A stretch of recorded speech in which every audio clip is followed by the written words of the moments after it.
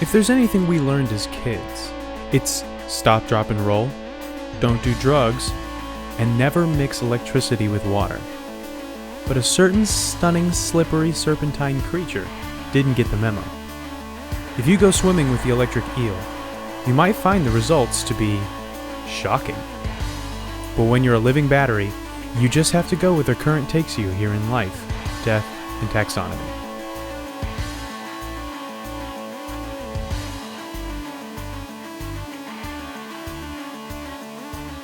Welcome back to Life, Death, and Taxonomy. It's your 30 minutes of interesting animal information. I'm Joe. And I'm Carlos. And today we're talking about an electric-type water Pokemon. Electric water-type Pokemon. But more on that later. I can't even... I was thinking of like, what are the electric water-type Pokemon? And I couldn't find one that was an electric eel. I was like, this is such an easy grab for them. They're all dead. No, there's one that's like a little tadpole or something like that, and it was like, well, I feel like electric eel was an easy grab for them, but they didn't go for it. Yeah, that's true. They usually base their stuff on living real life things. There's a pangolin Pokemon. How could there not be an electric eel Pokemon? Yeah. Anyway. But speaking of that, we're talking about the electric eel. Yes, we are. It's not a Pokemon. It's real. A real eel. It's also not an eel. Yes. Very true. Again, we're a misnamed animal. I think this is like third in the row. Yeah, this was on my list, my brain list for a while, and then I finally put it on our actual physical list because it's just such an interesting animal. And then I did a bunch of research, and I was like, oh yeah, this is definitely even more interesting than I originally thought. But we're going to call it here, even though electric eel technically counts as a nickname since it's not an eel, but we're going to call it here the Electric Puppet Master, which I'll get into later. We're also going to call it Sparky Boomworm. Good. Which is a not so subtle nod to fans of Avatar: The Last Airbender, not the M. Night Shyamalan abomination. And then the last one is an eel after my own heart, considering its stance on going to the gym, which we'll talk about in a second. Oh, I thought because hearts are controlled by electricity. That too. Yeah, that's what I meant also. It's literally an eel after my heart. It's save me. This eel is after my heart. It's trying to wed you. We keep oscillating between literal and figurative. Yeah, we're leaving people behind here. Would you like to know what science has to call it? Yes. It's in the kingdom you know, love, and reside within. The kingdom Animalia. It's in the phylum you know, love, and reside within. Chordata. Because it's a bony fish. And you know what a bony fish is called? Well, it's the class Actinopterygii. The order, family, and genus of this animal are some of my favorites. And this might be my favorite in any animal we've done so far. I see what you were saying before. The order is Gymnotiformes. Gymnotiforme. Literally, it's GYM, Gym, and then NOT, not. There's a little I there, but we can pretend it has an Italian accent. And then FOR, and then ME. It's like Gymnotiforme. That's why this and then the family is Gym Not Today. Gym not today. Oh, so good. I love this eel and everything it represents. The genus is Electrophorus. And if Electrophorus, who can be against us? Oh man. And the species is Electrius. Electricus? I got nothing for that one. It just sounds like a shocking gladiator. Electrophorus electricus is the binomial name. And apparently it was thought to be the only member of its genus until 2019. And there's something else now? Maybe another species of electric eel? I can't find the name of that, but 2019 was a banner year for the Electrophoruses. Are you asking me? No, that was a statement. I don't know the name of it. It's probably just another electric eel. All right, well, since we're in the business of naming things, it's time for a beloved segment of the show, Critter Groups, the part of the show where I ask you, Joe, a question, and that question is the same every time, and that is, what is the name of a group of these animals, or whatever animal we're talking about, or what is the collective noun or term of venery for this animal? I chose eels, even though we're not talking about an eel. We're talking, I don't know if we mentioned it. It's not an eel. That's right. We, so like I do have that in my notes, but it's in the way down in the fast facts. Electric eels are technically knife fish, which are the other members of its order. True eels are in the order Anguilliformes. Yeah, so and that's your mores. Eels are fish. These are all categorized under fish, but the electric eel is not an eel. A different order of fish. Right. But we're gonna since eel is so prominently known, we're gonna go with what is the name of a group of eels? So Joe, is it an A, a barrel of eels? Is it B, a wriggle of eels? Is it C, a stunning of eels? Or is it D, a swarm of eels? A stunning would be a good name for a group of electric eels. What was the last one? Swarm. Barrel, wriggle, stunning, and swarm. I'm going to go with wriggle. A barrel of eels seems fun to me. But only monkeys come in barrels.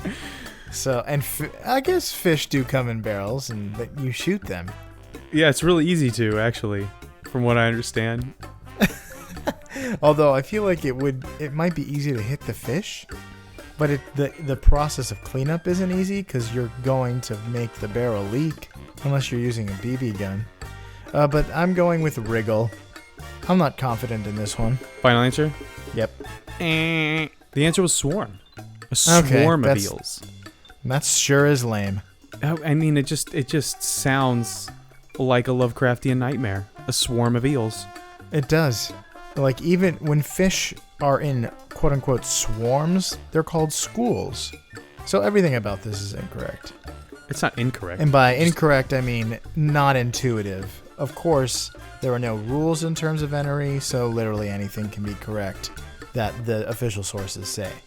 Yep, just like taxonomy. Well, that is at least based on supposed lineage, DNA, and sometimes less concrete things. Like Pink Floydy? Yes. All right. Are you ready for the description? Yes. Let's talk about the description. The electric eel has a long cylindrical body.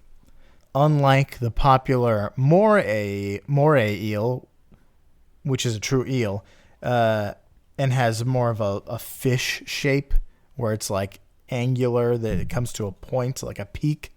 These are just kind of cylinders, a tube of fish. Their bodies are typically dark gray to brown with lighter orange or yellow bellies. Females often have darker undersides. Their bodies are smooth and scaleless, unlike other fish. They have long anal fins that stretch the length of their body. So instead of having, like your typical reef fish having separated fins along its belly and back, they have just long ones that go all the way to the dorsal end. Also, the sunfish has no scales. The ocean sunfish. Mola mola. That's right. There's going to be a lot of things about this creature that we are going to remember past episodes because of. Speaking of beloved, welcome to the most beloved Measure Up segment, the official listener's favorite part of the show. The part of the show when we present the animal size and dimensions in relatable terms through a quiz that's fun for not just me, not just you, but for the whole family. It's also a part of the show that's introduced by you when you send in your audio of yourself singing, saying, or chittering the words Measure Up into ldtaxonomy@gmail.com. We do have a new Measure Up intro this week from one of our good friends, Laura. Hooray! This is a good one. Without further ado, the listener's favorite part of the show.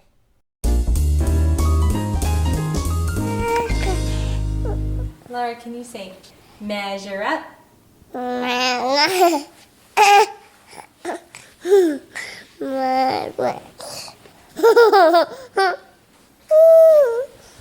Good job.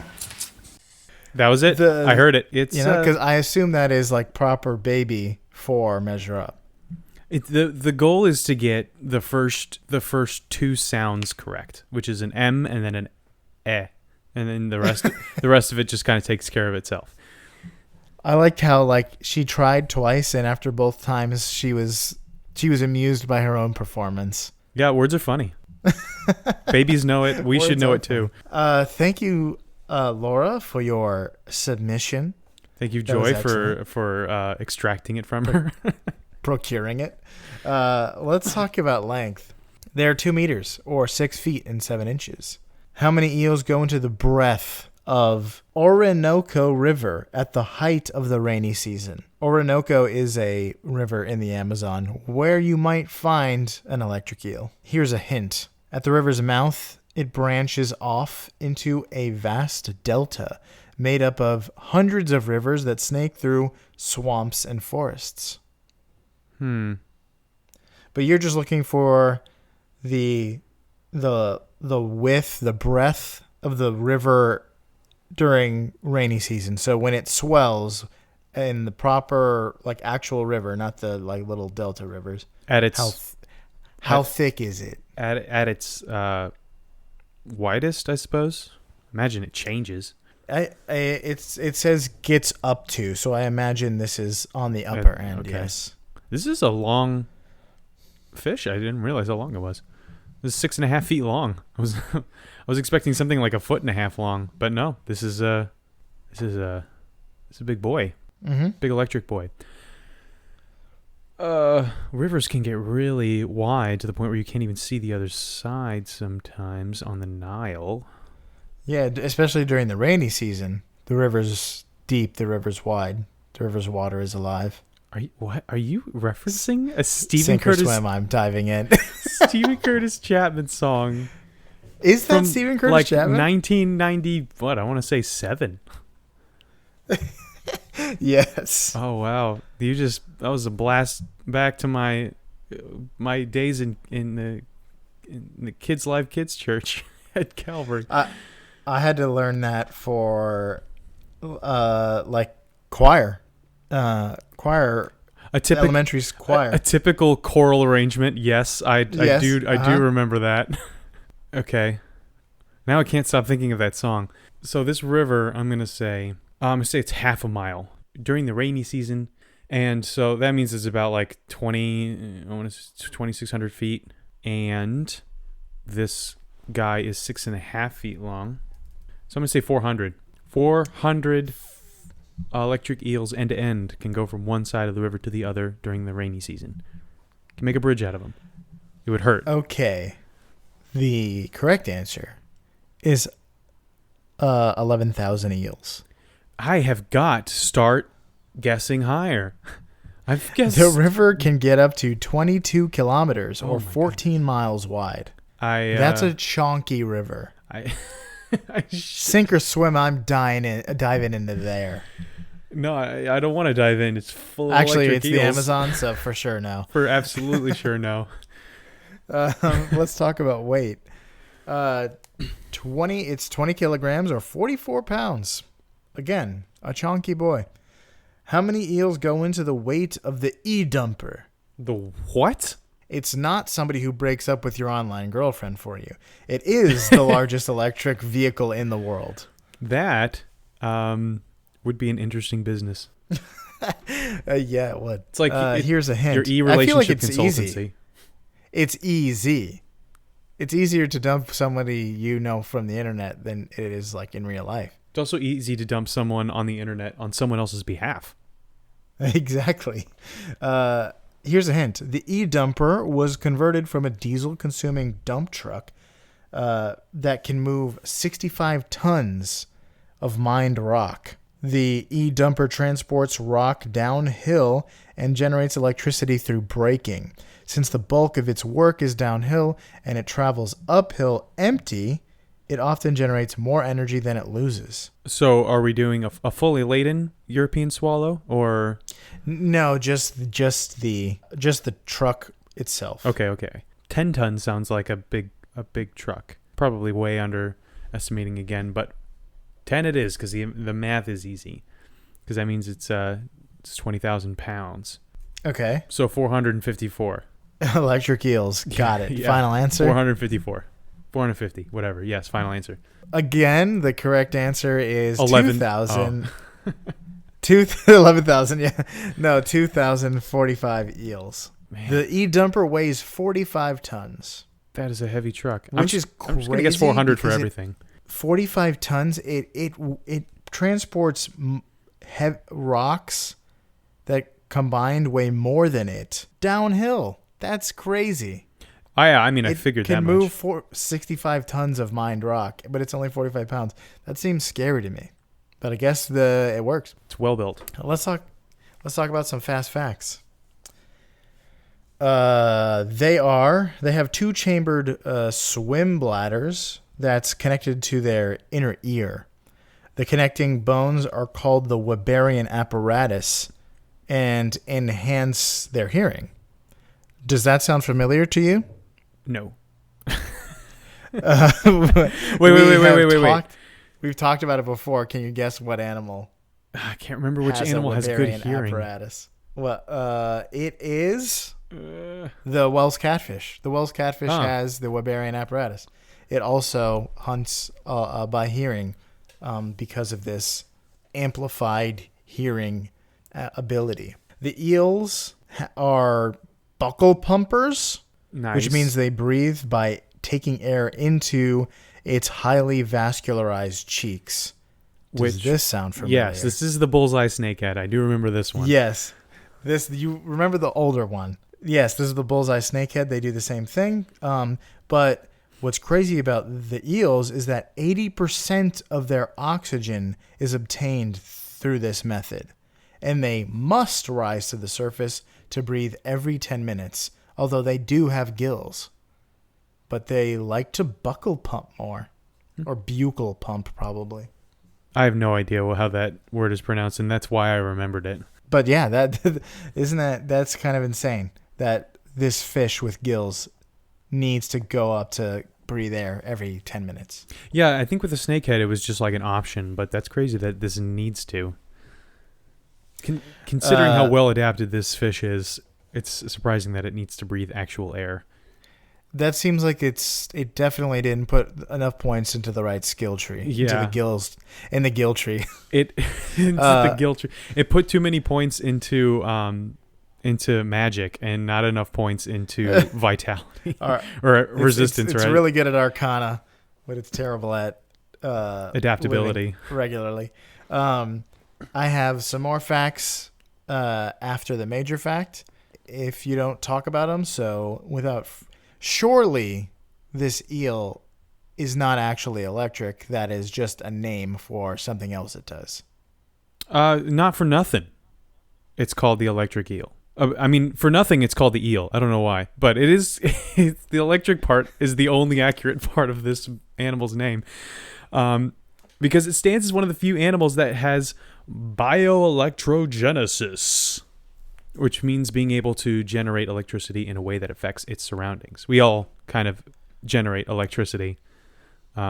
Just our cells generate electricity.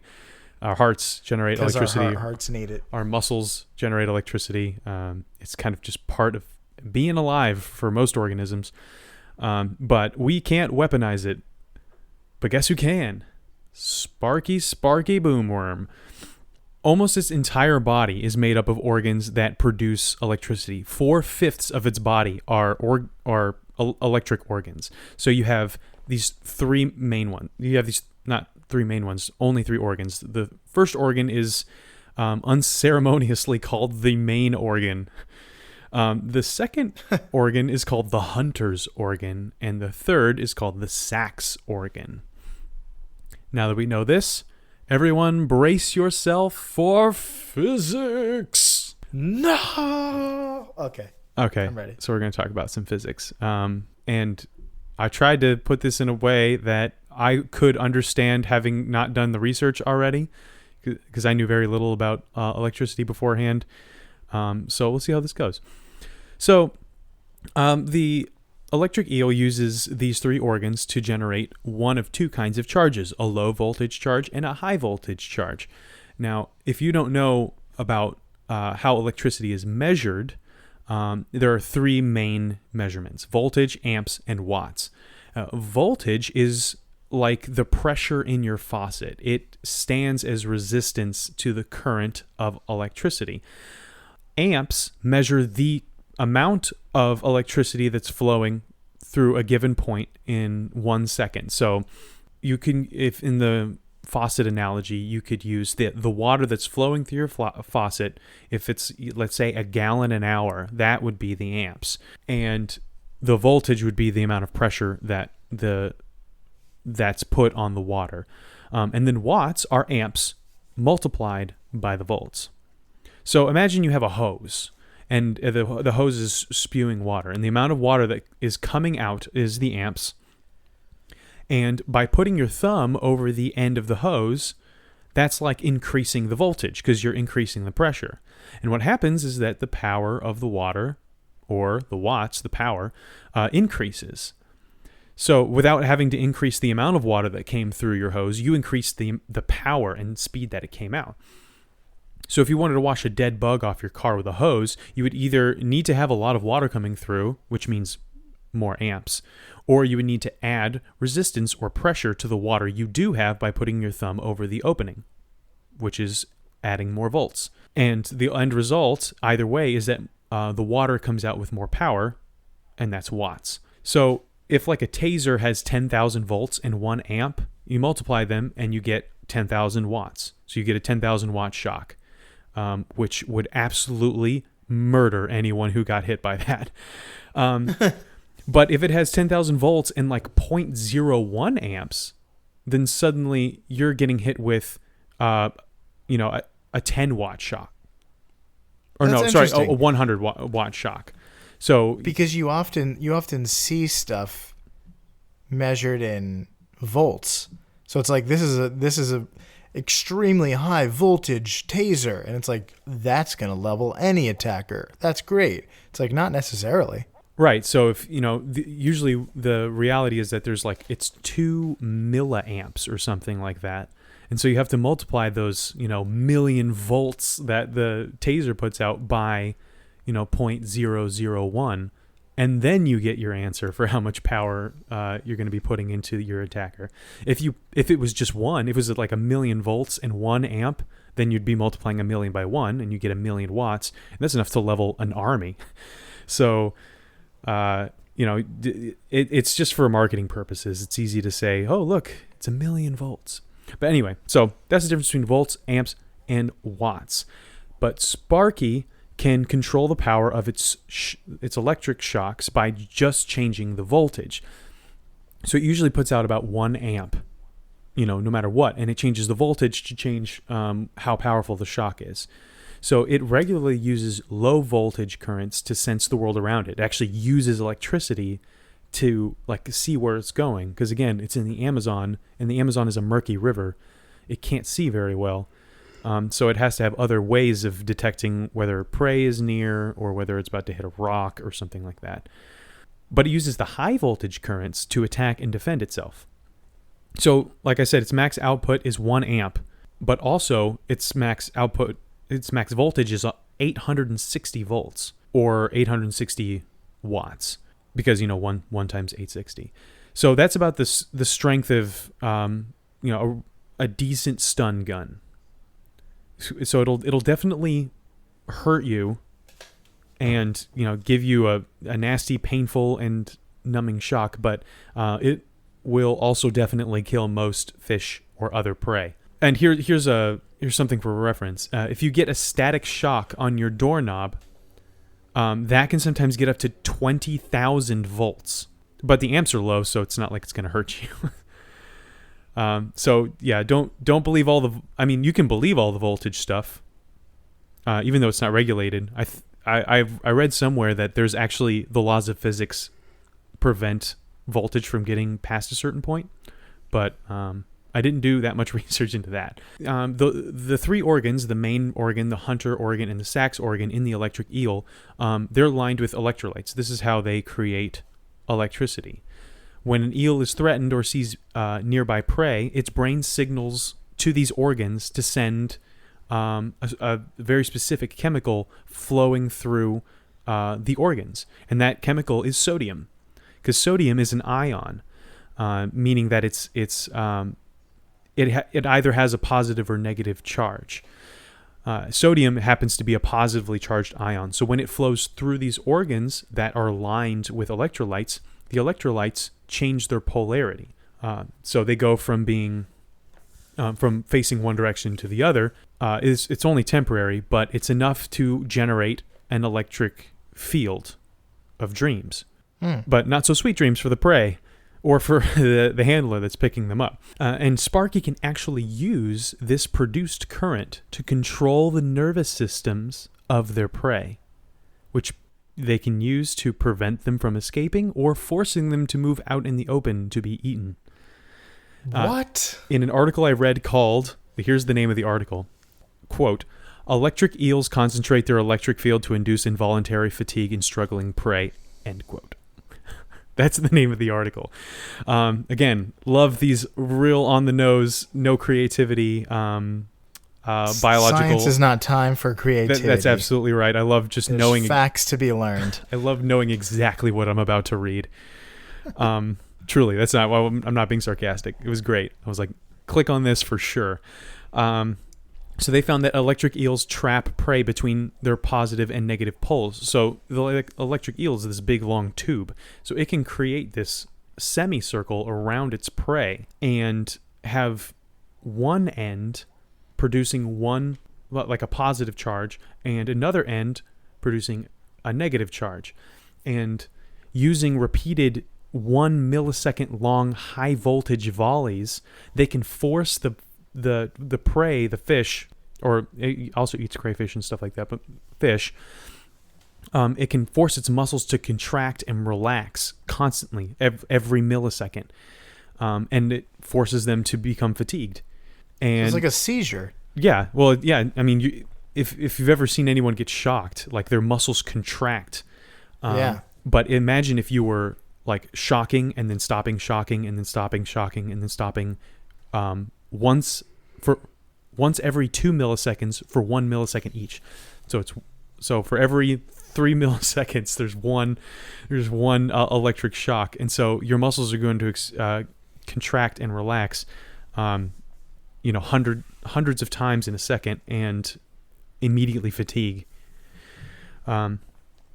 So that if prey is trying to escape, they are trapped within this like this thunderdome, and are immediately tired. So if you look at the anatomy of an electric eel, the main organ is in kind of the center of its body.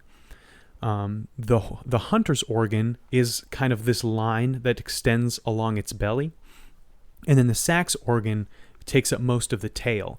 So it can have its sax organ in the tail create like a positive charge, and then it can have its main organ closer to the head generate a negative charge and create this horror situation for its prey. And so yeah, it can actually control the nervous system of its enemies with electricity. So it can compel them to come out of hiding? Well, I mean, when they can expand and contract and relax the muscles in the fish, it can force them to move from wherever they were before. Is that what happens when people are compelled to go onto the dance floor during the electric slide? Yes, in the electric boogaloo.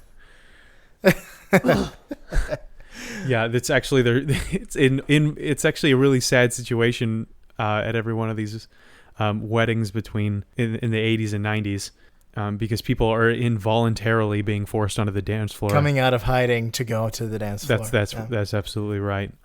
It has nothing to do with lowered inhibitions. Everything to do with forced dancing. But yeah, flash dance. Flash dance. There's so many good pun opportunities for an electric fish. But yeah, that's all I got. Did I feel like that went poorly. Did you understand the volts amps thing? The whole thing with the water hose was very illuminating. Okay, good. Because it took me 3 different kids' videos to figure out what the difference between a volt and an amp and a watt was. Did you hear the water pressure thing as a thing that's used to describe it? I heard the faucet thing, but I came up with the hose thing. Change it to a hose. Well, because I just have a lot of experience trying to wash my car without one of those special ends on the hose, so I had to use my thumb. Yeah. And then those special ends are very good. But that brings me to a segment of the show that we've done maybe once before called After the Fact, where there's more facts after the major fact. Scientists, I'm pretty sure you didn't talk about this. Scientists are hoping to replicate the eel's electric producing cells as a potential power source. Did you see this? I did not see this. Yale University and National Institute of Standards and Technology researchers want to create artificial cells that produce electricity in the same way as an electric eel. By passing sodium through electrolytes? Yeah, so they want to make cells similar to the ones found in these electric eels that can just make electricity. I would assume you'd have to feed it a bunch of fish, though, so to keep that energy going. Yeah, or just have like constant sodium. The problem is the sodium, I believe, is positively charged, which means it has more protons than electrons, and then acquires an electron to no longer become an ion as it passes through. So then you wouldn't be able to just like reuse that sodium, because then it would become something else. All right, so if you out there in Podcastia, keep a good electric field going. Remember your volts and watts. And for goodness sake, make sure that your ions are polarized correctly, like the electric eel here in Life, Death, and Taxonomy.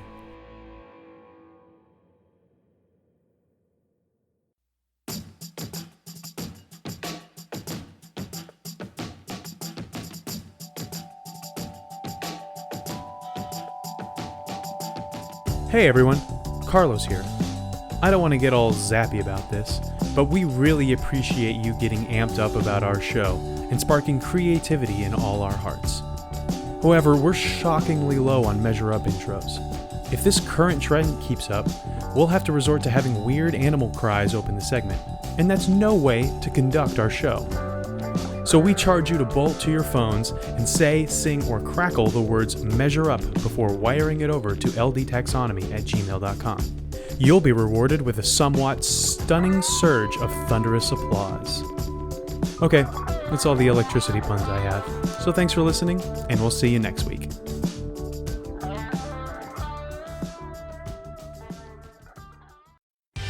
Life, Death, and Taxonomy is my favorite in the world podcast. Now that's good advice.